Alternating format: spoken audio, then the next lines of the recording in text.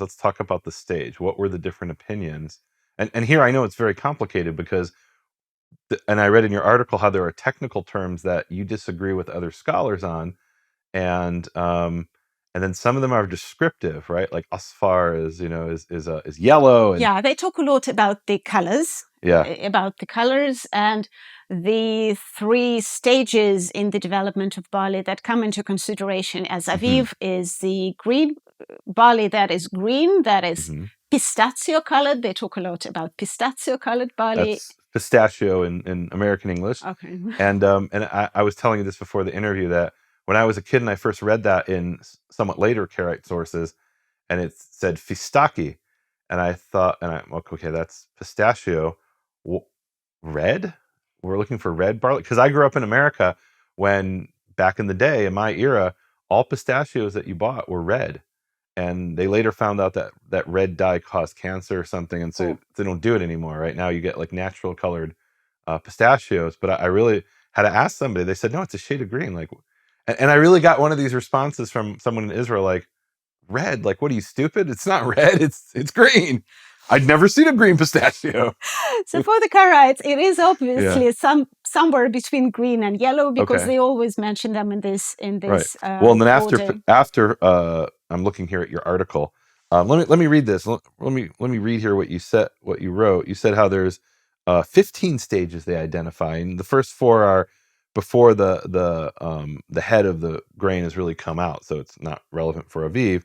But there's heading, pushing out ears. That's number 5. 6 is empty. 7 is milky, and that's amazing because today we still use the term milk stage. 8 is curdled, and I'll ask you about that in a minute. 9 is green and tender. 10 is green and doughy, and I know exactly what that is because we talk about doughy today as well. Right, it's a term that's used. Well, I cheated a bit. I looked at did you? Terminology. Fair enough. Okay. Well, and modern terminology is also a bit complicated because the way they would harvest crops even 100 years ago, or maybe still in some parts of the world, versus how you would do it with a combine is different. Because with a combine, you need it to really be bone dry. With the ancient method, if you harvested it that dry, it would shatter and you wouldn't be able to get it into your barn. So then we have 11 is pistachio colored, 12 is yellow, and that's literally the Arabic word asfar is yellow. Absolutely. Right? That one's not really subject to interpretation. No. How it applies, that's subject to interpretation. But 13 is dust colored, and I ask you to talk about that. White and tender and white and dry is 14 and 15. So talk to me about, let's start with curdled, because you have a little discussion about curdled. And I think my audience is interested enough, I think, in these nuances. I don't know that a lot of audiences would be, but my audience who has heard a lot of terminology over the years, I went out for something like 20 years looking at the barley, and we developed our own terminology.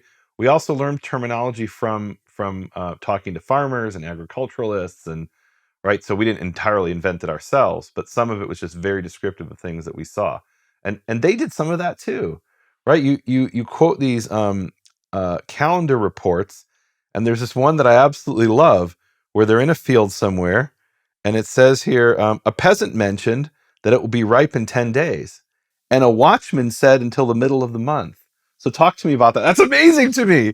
So they talk to 2 different guys in the same field and they get different stories. They get different stories. Obviously, Karaites are an urban population. They talk all this, they write all those huge treatises about Aviv and barley, but they actually live in Jerusalem.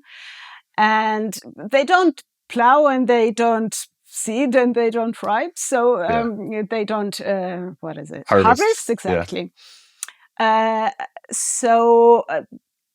For them, it's very specialized knowledge. It's not that they live and breathe agriculture, which is why you often, when they go to the fields and then describe their experiences, you often find that they had to ask the farmers and the watchmen and the people who actually are there in the fields what they think about the state of crops and when they'll be ripe. But they've also developed their own expertise, and they sometimes mention that this is the kind of expertise that you can't only learn from books. You have to actually go out and see what people do. Wow. And what it is in the fields. And if you just sit there and think, you won't get to the bottom of it. Wow, so that's kind of revolutionary. And I say wow because I've literally had people over the years who say, so tell me exactly the technical definition. What is Aviv, and how do you know what it looks like? And it's very difficult. It was difficult for me to explain in abstract terms something that you have to have your hands on to feel, and you get a feel for over the years. And so this is kind of revolutionary. Tell me if I might be wrong here. So we're dealing here in the 10th or 11th century, and as 21st century people, we take for granted that if you want to know something, you do empirical experiments, right? But wasn't there this idea especially in Greek philosophy, that you should sit and think about things, and the empirical is untrustworthy? I think there was an idea like that. We have the famous story of, I forget if it was Roger Bacon or one of these guys, where he tells the story of how they're debating about how many teeth are in the mouth of a horse. You know that story? And have you heard that story? I know. It's an urban legend, but it's a bunch of monks are sitting around at this great congress, discovering how many teeth are in the mouth of the horse, and one says 20, the other says 21, and they can't agree. And one young neophyte rises up after days of deliberations and said, "Let's go out and look inside the mouth." And he is promptly excommunicated and kicked out of the monastic order, because what a filthy heresy to go and look. And so that might represent maybe the Christian Dark Ages. Is that true for the world in which these Karaites live? So there's a huge amount of theoretical discussions with biblical verses drawn in, and discussions of if you declare that this stage of barley is Aviv, then what will happen to the harvest stage? Will it be harvested in time? Blah, blah, blah, blah, blah. But in addition, the blah, blah, blah, blah, blah is the interesting part to me, so I don't know when I gloss over it, but go on. We'll try to circle back to it. So that they're having a lot of theoretical discussion about how these different stages will fit with each other. If you declare that, for example, the yellow is Aviv, how soon will it be harvested? Will it be harvested in time to bring the sheaf offering, or if a different stage is declared Aviv, will the sheaf offering be in time? So they're trying to reconcile all those different stages and with the timeline of Passover and related festivals. But they'll write those pages and pages and pages, and those treatises really run into, well, sometimes 100 of pages just discussing the Aviv and its various parameters. But then at the end of it, at least some of them will say, but this is all knowledge that cannot all be passed on through in the book. Unless you have actual experience, you can't really know all of it. Wow. So they are very aware of the necessity to do it empirically, I think. And I don't know if you know the answer to this question, just I'm thinking out loud. So in other fields of Jewish knowledge, did they also employ empirical observations like this? And one thing that comes to mind for me is there's a discussion in the Talmud about the definition of a treifa, or nevela rather, which in the Tanakh is an animal that died of itself. And so it talks about how one rabbi went and lived among the shepherds for a few years, and then he came back with this definition of nevela, which is things that drive shochtim crazy today, because is there a hole in the lungs and things like that. But he claims he learned that from living among the shepherds, and So you have an example there. So, but that's a very rare example. I'm trying to think if those are examples. And do we have examples from like the 10th or 11th century? And it doesn't have to be the Karaite world.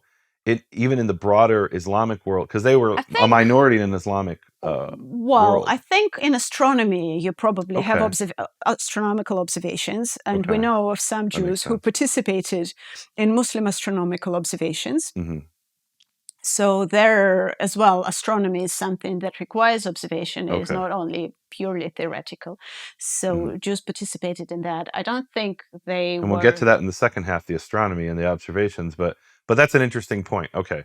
So there were these sorts of observations that they. Okay, interesting. All right. So let's go back to these technical terms, if we can. And you discussed some of this in your article. So you talked about the curdled. Mujaban or Mujabban. Mujabban. So all this terminology that I worked with is in Judeo-Arabic. In general, the texts that I worked on are in Judeo-Arabic. Let's take a second of why was it written in Arabic? Okay, so Judeo-Arabic is Arabic written in Hebrew characters. So the two languages in which Jews wrote in the Middle Ages were Hebrew and Judeo-Arabic, if we're talking 10th, 11th century. And they wrote in Hebrew when they wanted something for communal consumption, something to be read in the synagogue, or something to convey authority, sort of Jewish authority. The head of the Palestinian community might write an epistle, and that'll be in Hebrew. But if it was just writing for information, if it was a business letter, if it was a scientific treatise, that's that kind of writing that was normally done in Judeo-Arabic. So let's talk about curdled, mujabban, which is an Arabic term I know nothing about. Tell me what mujabban is. And there's a bit debate about mujabban, right? So it was previously translated something like light green. Okay. Maybe with an explanation that maybe it resembled the color of some fermented cheeses. Okay. Oh, is this to do with the word gvina in Hebrew? It's a cognate? Jubn. Yeah, jubn in Arabic. Yeah. Okay, so it's a word. So it literally would mean something like cheesed. Something like cheesed. Okay, all right. And cheese, of course, is not hard cheese in the Middle Ages. It's sort of cottage cheesy. So it's not Parmesan. It's more like it's more like cottage cheese. What do they call it? Soft cheeses. Ricotta or something, or those types of soft cheeses we've got in the Middle Ages. Yeah. But it never made sense to me in the context of those texts, because this was a stage that appeared before green. And the stages, as you read them out, they sort of progress. That's the progressive ripening of barley. And as it progresses, it goes from green to pistachio to yellow to white, sort of. You see it, and we all know it. I don't think we all know it. You know it, and I know it, and farmers know it. But you're saying it's something that's generally known to people who have studied this scientifically, maybe, or through observation. Or at least if you see fields, you see that it does go from green to yellow. I wouldn't underestimate the average city slicker who doesn't have experience. All that. Right. Anyway. Yeah. So when crops ripen, they go from dark green to lighter green to greenish yellow to yellow, and then what's called white. They're not really white, but but I think even you have the word gray here, or you have dust color. Okay, which that's presumably like a sort of gray. Yeah, a sort of gray. Yeah. So this mujabban always came before green, which didn't make sense for it to be light green or yellowish green. And then there was another term which was translated as dark green, but that came after mujabban, after this sort of curdled. Is that the ahdar ratab? Ahdar ratb means green and moist, or tender. Tender or moist. And then there's the next stage, which is green, and there's this term dajn, which you translate here as doughy. Okay. Which means sort of starchy, doughy, something like that. Yeah. And from the position of those terms on the ladder of the ripening stages, it became clear to me which comes first and which comes later.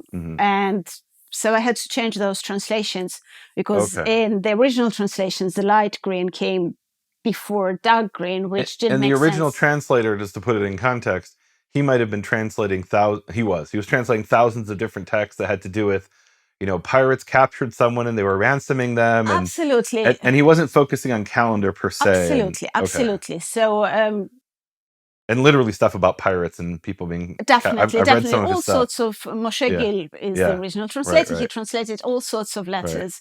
And so he may not be giving a technical definition. You're giving more of a technical definition. Yes.